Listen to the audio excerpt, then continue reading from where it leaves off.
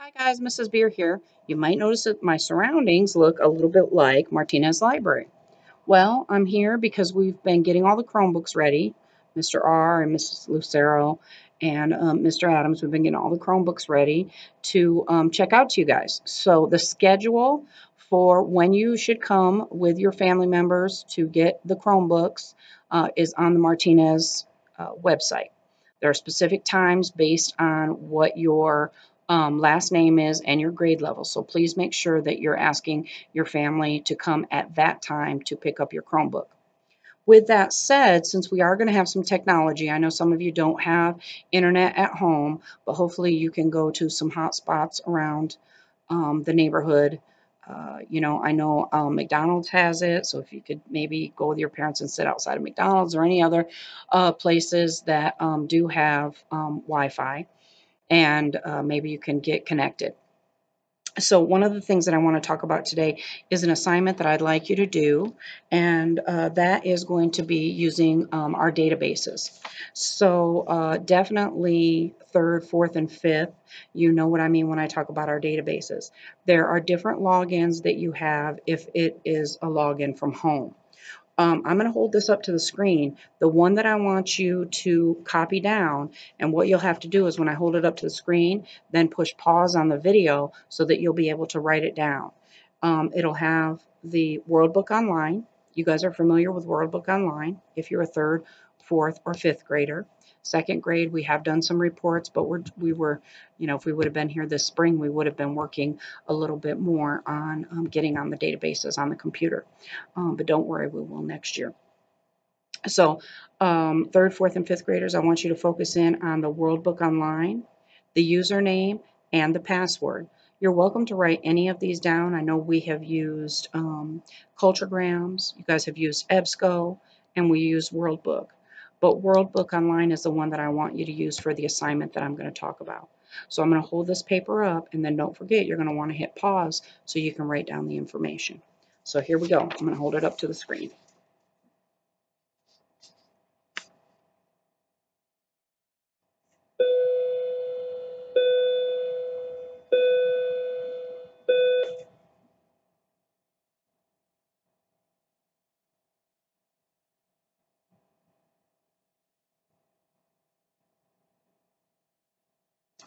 And of course, you are welcome to use any of those databases. They are all free for students to use, students, teachers, etc. So what I'm going to have you do, it is something that we have done before, but without having you guys here to be able to go through a lot of things, it's going to be difficult for us to choose something that's a little bit different. What I want you to do is I want you to choose a character from history. I don't want it to be someone you've done before. I don't want it to be who you did for Wax Museum. I do want it to be a person who is from a disenfranchised background. Now, we've talked about what it means to be a disenfranchised person. That means for whatever reason, they were kept out of the system. The system meaning that they weren't able to vote or they were discriminated against, etc., etc. So what kind of people am I talking about? I'm talking about brown people. I'm talking about black people. I'm talking about women. I'm talking about people who have some type of intellectual disability or mental health issues. Helen Keller, she was blind, those kind of people. I'm also talking about gay people. I'm talking about anybody who was just who historically in the past has been discriminated against because of some part of them. So we're not going to choose people like Benjamin Franklin, Thomas Edison, Walt Disney, George Washington. It isn't that they didn't contribute things. It's just that, like we've talked about, it's harder to be a hero when people have discriminated against you or not allowed you to vote or kept you outside of the system. And so those people that you learn about, like Ben Franklin and Thomas Edison and so forth, you learn lots and lots and lots about old dead white men. But we don't always learn a lot in school about people who are brown or black or have different things that kept them outside of the system. And remember, it's harder to be a hero when people are against you and don't let you vote and think that you're dumb just because of the color of your skin or the fact that you're a woman, right? So we're going to pick somebody from a disenfranchised background. I'm going to show you some examples of what I would like. You may not have a folder at home. That's okay. You can do it on paper. You can do it on the inside of a cereal box. You can do it on anything you want. You can do it on sidewalk chalk, outside, any means necessary that you have to be able to finish this. So this is from several years ago. This was from 2016, actually. And this was about George Washington Carver. I know many of you have learned about George Washington Carver. I always teach you about him, the peanut scientist, in first grade. And so they did theirs. I'd like your name, first name, last name, teacher's name here, or somewhere, depending on what you're using, somewhere on your paper. Remember, I told you anybody who completes assignments and brings them back to me will be getting some special treats and extra tickets for the drawings that we do every month. Inside, I want you to tell me 3 facts about the person. If you choose to do George Washington Carver, the facts cannot be the same as the example. 3 facts about the person. Remember, a fact is something that you can prove. I want you to do a timeline of the person's life, a timeline. That timeline needs to have at least 5 different times in their history. On the back, I want you to talk about whether or not you think that that person should have a biography based on the contributions that they have given to the world. Okay, this person said they should have a biography written about him because he worked hard and graduated from Iowa State. Now, lots of people have graduated from Iowa State, but one thing we know about George Washington Carver is he walked all the way from Texas, where he was born a slave. He walked all the way from Texas to Iowa State because it was the only college in America at the time that was willing to take him because of the color of his skin. He was born a black man. He was born an enslaved person. At the bottom, you have your citation, your MLA citation. This particular one came from a book. Okay, this one came from a book. Try to remember as much as you can about our MLA citations when we are writing off of a database. And why do we do an MLA citation or any citation?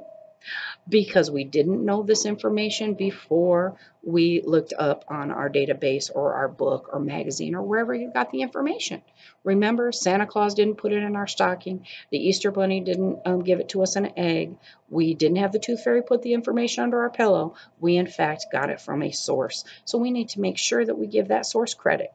Just like if you were writing a song and it became very famous, you wouldn't want someone stealing your song and pawning it off as their own, right? So we must give credit to people. I'll show you another one. Here is a very cute one. They got artistic with this one. Look at the little hat. This one is Jackie Robinson. Okay, he broke barriers in the sports world by being the first black man in Major League Baseball. Okay, some facts. Your timeline. And why you think there should be a biography, why or why not. So we've got some facts, we've got your opinion, we have our MLA citation at the bottom.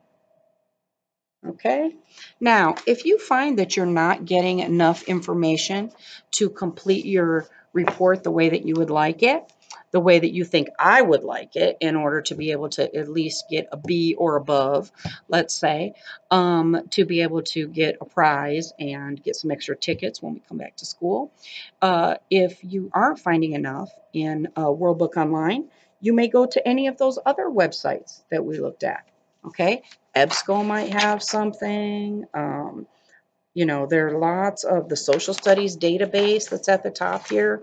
That one is a little bit more for high school and middle school, but I think you guys will be able to be okay with it. So any of these data